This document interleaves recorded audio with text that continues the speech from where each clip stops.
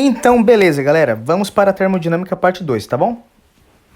Então agora a gente continua nosso estudo aí das variáveis aí iniciais da termodinâmica.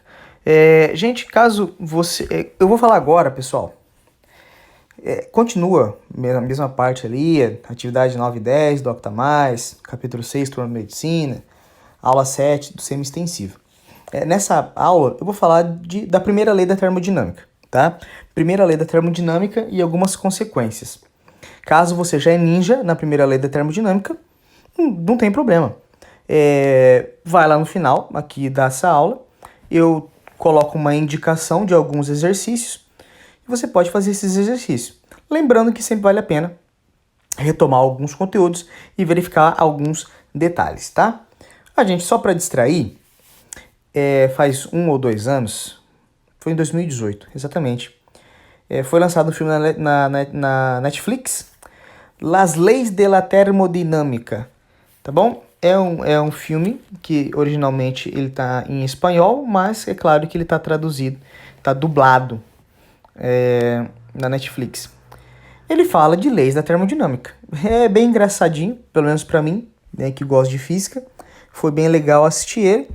Ele ensina um pouquinho as leis da termodinâmica, a primeira, a segunda lei, a lei zero, sobre entropia.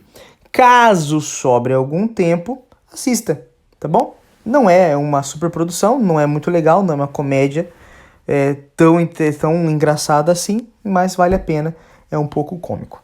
Fechou. Bom, galera, eu vou falar agora para vocês, então, da primeira lei da termodinâmica, tá? A primeira lei da termodinâmica, deixa eu colocar já a fórmula dela aqui para vocês, ó. Eu posso enunciar ela utilizando essa fórmula, que a variação da energia interna é igual ao calor recebido ou cedido pelo sistema, menos o trabalho realizado, ou o trabalho cedido. De maneira geral, eu posso falar para vocês que a variação da energia interna é igual à diferença entre o calor e o trabalho trocados entre o sistema gasoso e o meio exterior. Então, presta atenção comigo, gente. Imagina, usa aí a sua imaginação. Eu tenho um sistema gasoso. Sei lá, pensa uma bolha de gás, tá bom? Essa bolha de gás, ela pode trocar energia, ela pode trocar calor com o meio externo. Ou seja, essa bolha de gás, esse gás pode ceder calor ou ele pode receber calor, tá bom? Essa bolha de gás, ela pode aumentar ou diminuir, ou seja, ela pode realizar trabalho ou ela pode receber trabalho. Em questão do realizar e receber trabalho, trabalho positivo, trabalho negativo, a gente já fez essa discussão na termodinâmica 1. Calor recebido, calor cedido, calor positivo ou negativo. Gente, a gente já teve várias aulas aí de calorimetria falando sobre troca de calor, quando o calor é positivo, quando o calor é negativo. Tá bom? E ΔU a gente também já teve. Nós também tivemos a discussão em relação à variação da energia interna. Tá, o que eu quero dizer para vocês é o seguinte. Primeira lei da termodinâmica. ΔU é igual a calor menos trabalho. Gente, ΔU, variação da energia interna, energia. Q de calor, calor é energia. Trabalho é forma de energia. Então, de maneira geral, para quem já pensou isso, a primeira lei da termodinâmica nada mais é do que uma conservação de energia. ΔU, variação da energia interna. Significa que esse sistema gasoso ele pode mudar a sua energia interna. Ou seja, eu tenho um estado inicial, tenho um estado final. Para que venha ter essa diferença de estado final e inicial, o meu gás e o sistema pode trocar calor e receber trabalho. Mas uma outra maneira de entender a primeira lei é isso daqui, ó. A variação da energia interna depende apenas do estado final e inicial do sistema, e não dos estados intermediários pelos quais ele passa. Isso parece muito com lei de Hess, né, gente? Isso mesmo. ΔU é final menos inicial. Então, a variação da energia interna só depende do estado inicial e do estado final. Entre o estado final e o inicial, podem existir várias transformações, N transformações, vários vai e volta. O que importa é onde eu comecei a analisar o gás, onde eu parei de analisar o gás. ΔU, energia final menos energia interna final, é igual a Q menos trabalho. É igual a calor menos trabalho. Tudo bem, gente? Tá? Unidades. Lembrando que aqui todo mundo está em joule. ΔU tem que estar em joule, calor tem que estar em joule, trabalho tem que estar em joule. Se por acaso um deles estiver em caloria, ou transforma tudo para joule, ou usa tudo em calorias. Tá bom? E lembrando que a variação de energia interna é uma função de temperatura. Isso é só um lembrete. Tá? Teacher, primeira lei da termodinâmica é o que mesmo? ΔU é igual a Q menos trabalho. Variação da energia interna é igual a Q menos trabalho. Simples assim, tá bom? Tá. Agora, gente, eu vou unir tudo. Eu vou unir a aula de semana passada, transformações gasosas. Eu vou unir a aula de termodinâmica 1, tudo junto agora com a primeira lei da termodinâmica. Tá bom? Então vamos lá. Primeira transformação que um gás pode sofrer é chamada de expansão livre. Tá? Vamos lá. Expansão livre. Então, esse nome já diz muita coisa. Expansão significa que meu gás vai expandir. Livre significa que nada está atrapalhando ele. Significa que essa expansão vai acontecer querendo ou não. Trocando em miúdos, é isso, gente. Então vamos lá, ó. Aqui eu tenho dois cilindros separados por uma torneirinha. No cilindro A eu tenho o meu gás. No cilindro B eu tenho vácuo. Bom, se é vácuo, significa que na hora que eu abrir aquela torneirinha, nada vai impedir o meu gás de se espalhar também no frasquinho B.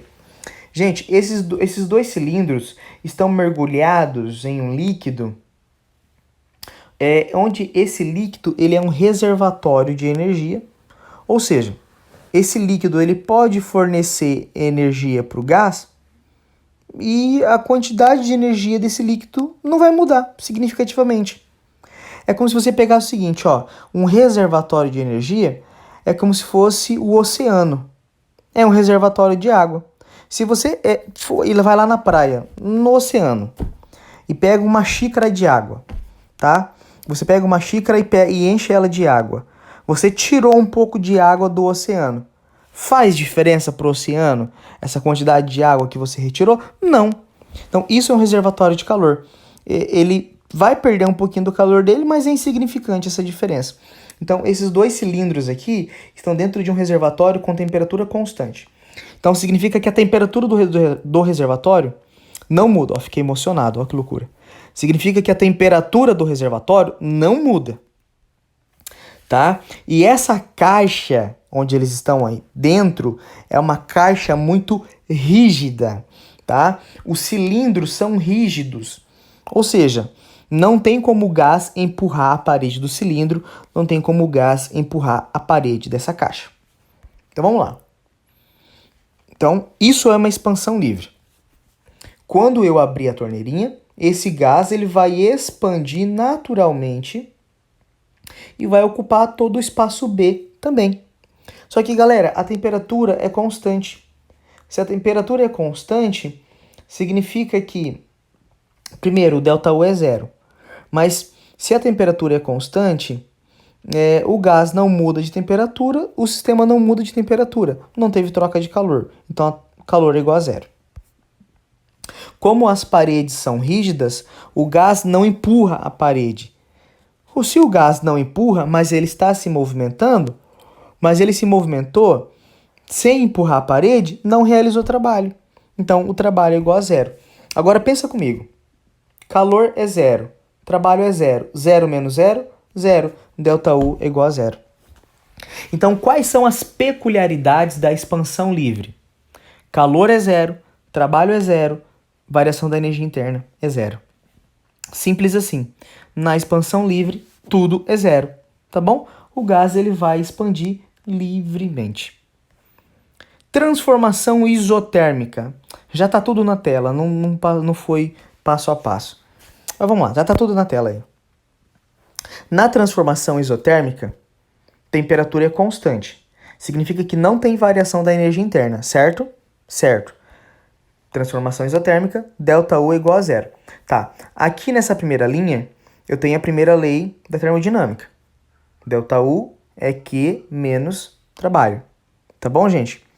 Então, só para salientar mais uma vez. A primeira lei da termodinâmica é uma interpretação da conservação da energia. Tá bom? Beleza? É uma interpretação mais teórica. Perfeito. Se o ΔU é igual a zero, no lugar do ΔU eu substituo por zero. Beleza. Esse trabalho que é negativo, eu jogo para o outro lado. Aí ele fica positivo, é lógico. Então, Q é igual a trabalho. Então, gente, quando um gás sofre por uma transformação isotérmica, não tem variação da energia interna, significa que calor é igual a trabalho. Se o calor é igual a trabalho, vem aqui algumas interpretações. Se o gás receber calor, significa que o sinal aqui do lado esquerdo é positivo. Tá, gente? Se o gás recebe calor, esse calor é positivo. Como isso aqui é uma igualdade, se esse calor é positivo, o W, o trabalho, também é positivo. Mas, teacher, você explicou agora há pouco que quando o trabalho é positivo, significa que meu gás realizou trabalho. Perfeito, gente. Então, quando você tem uma transformação isotérmica, primeira consequência, se esse gás recebe calor, ele realiza trabalho automaticamente. Tá bom? E se esse meu gás ceder calor? Gente, pensa assim, ó. O gás, ele vai perder calor, ele vai ficar murchinho. Significa que ele vai ser apertado. Quando o gás cede calor, significa que o calor é negativo. Se desse lado é negativo, do outro lado automaticamente também é negativo. E se o trabalho é negativo, significa que o gás vai ser contraído. Eu tenho uma compressão isotérmica. Tá bom? Então, grava aí. Transformação é isotérmica. O gás recebe calor, ele recebe energia. O gás recebe calor, ele recebe energia, ele tem capacidade para expandir, porque ele vai vibrar mais. Tudo bem? E se ele perde calor, se ele cede calor, ele vai passar por uma compressão. Vamos lá, transformação isométrica. Só um pouquinho, gente. Transformação isométrica. Quando a transformação é isométrica, gente, significa que o volume é constante. E se o volume é constante, não tem trabalho. Então vamos lá, volume constante, trabalho é igual a zero. Logo, o trabalho aqui é zero. Então fica ΔU igual a Q. Gente, essa consequência ela é bem simples de entender. ΔU é igual a zero. Os dois terão o mesmo sinal, tá bom? ΔU é igual a zero. Quando esse meu gás receber calor, significa que o calor é positivo. Significa que a variação da energia interna também é positiva. Gente, isso é muito simples. O gás recebe calor, ele vai agitar mais, vai aumentar a temperatura, aumenta a energia interna. Se o gás recebe calor, a variação de energia interna também é positiva. ΔU é maior que zero, a temperatura aumenta. Se o gás ceder calor, com volume constante, a variação de energia interna também é negativa. Gente, se um gás cede calor, esse calor aqui fica negativo. Como é uma igualdade, o ΔU também fica negativo. A temperatura diminui. Beleza? São consequências, galera. O que eu fiz para vocês aqui, eu apresentei a primeira lei da termodinâmica e eu estou apresentando consequências de transformações específicas que nós estudamos. A próxima agora, isobárica. Tá, aqui na isobárica você vai ter que imaginar um pouquinho mais comigo, vai ter que usar um pouco mais a imaginação. Na isobárica, a pressão é constante. Quando a pressão é constante, nada fica zero, na primeira lei da termodinâmica. Tá bom? Se a pressão é constante, ele pode realizar trabalho e assim por diante. Então são dois casos. Vamos analisar aqui separados. Primeiro caso, expansão.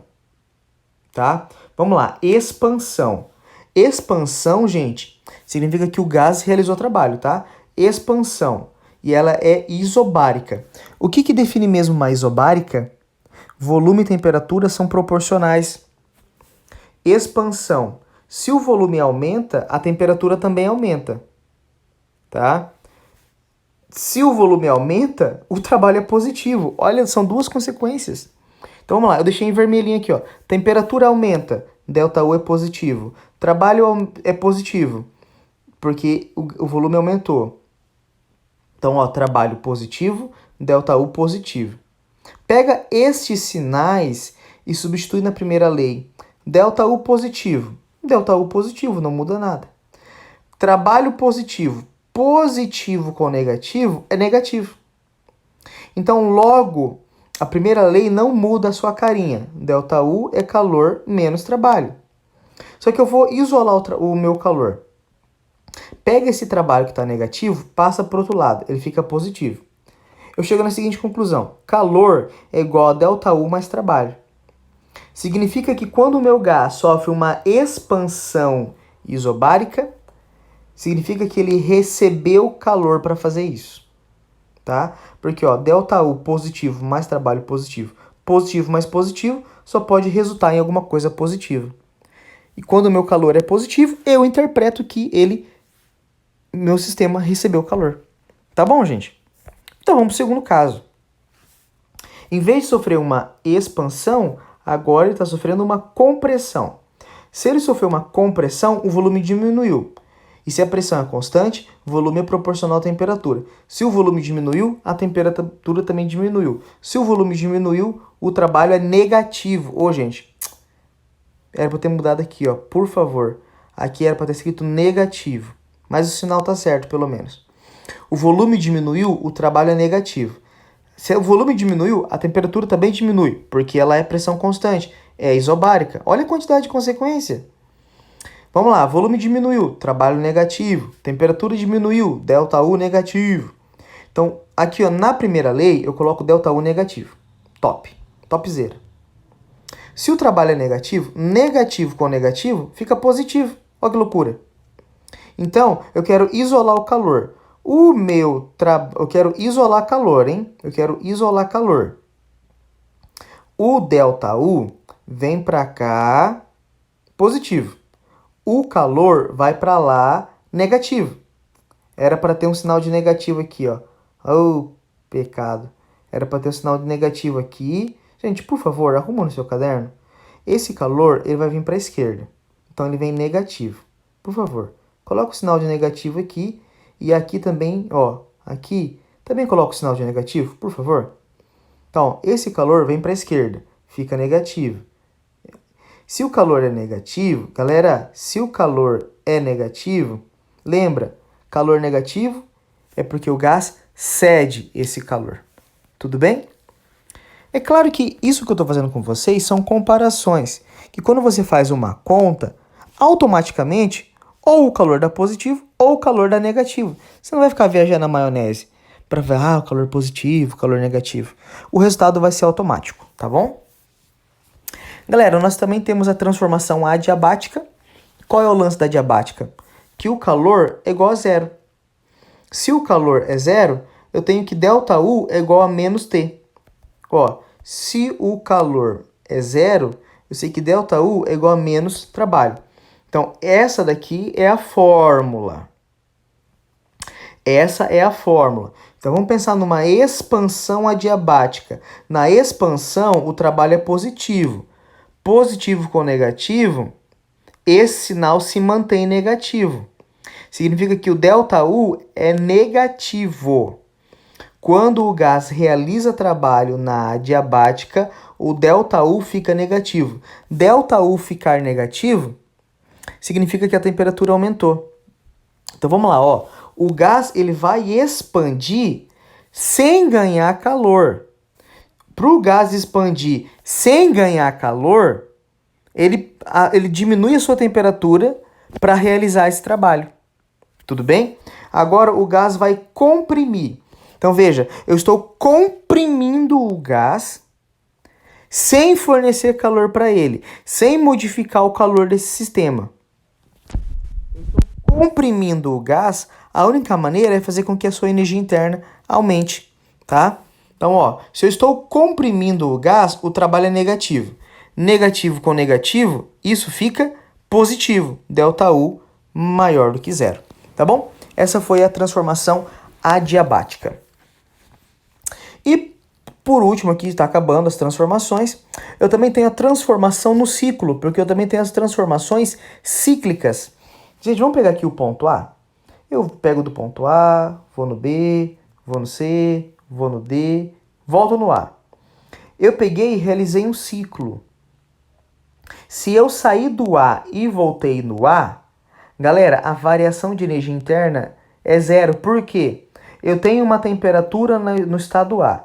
Dei toda essa volta. Se eu dei toda essa volta, eu volto na mesma temperatura. E se não tem mudança de temperatura, não tem mudança de energia interna. Significa que calor é igual ao trabalho. Aí você lembra, se o ciclo está no sentido horário, trabalho é positivo. Se o ciclo está no sentido anti-horário, trabalho é negativo, tá? Isso que eu coloquei para vocês aqui é um detalhezinho teórico, tá bom? Vale a pena copiar. Se todas as transformações do ciclo são reversíveis, eu falo que o ciclo é reversível. Se uma das transformações é irreversível, não tem como voltar ao estado inicial, eu falo que o meu ciclo é irreversível. É só um detalhe teórico, tá bom, gente? E é claro que em relação a esse ciclo, eu posso calcular o seu rendimento. Como que eu calculo o rendimento? Ó, de todo o calor fornecido, eu tenho um trabalho útil, tá? De todo o calor fornecido, eu tenho um trabalho útil. O trabalho dividido pelo calor fornecido dá o rendimento para mim. Se você multiplicar isso por 100, dá um rendimento em porcentagem, tá? Muito simples. Rendimento é trabalho útil dividido por calor fornecido, quantidade de calor fornecida. Beleza? Galera, para terminar, essa tela aqui, ela é um detalhe. A UEM já cobrou isso, tá bom? Agora vamos pensar assim, a UEM é uma prova relativamente excêntrica, tá? Única, ela é muito tecnicista, bem técnica. Então é uma prova, entre aspas, um pouquinho difícil. Vocês sabem disso. Então ela gosta de cobrar detalhe. Eu tenho uma coisinha que é chamada de calor específico molar. Eu tenho o calor específico molar a volume constante e a pressão constante. Esse R é a constante universal dos gases. R é calor específico molar a pressão constante menos calor específico molar a volume constante. Então, essas três formulazinhas aqui, seria interessante você decorar. R, Cp menos Cv. E gravar que o Cv é 3/2 de R. E gravar que o Cp é 5/2 de R. Tá bom? Essa equação aqui é chamada relação de Mayer. Literalmente, galera, é fórmula para utilizar. Tá? O vestibular vai te dar os valores e você tem que calcular. Somente isso. Tá aqui a tarefa de vocês, tá? Tá aqui a tarefa de vocês. Quem é da turma Octa Mais, quem é da turma Medicina e quem é da turma Semi-Extensivo Noturno. Realmente, do Semi-Noturno é somente uma questão. E, gente, treina aqui essas questões, tá? Tira dúvida no fórum, gente. Entra no fórum, os professores estão lá o dia todo, tá bom? Para tirar dúvida de vocês. Vocês estão pagando por esse serviço. Vai lá tirar dúvida no fórum, tá bom? Um grande abraço para todos vocês, um ótimo dia e até mais, gente.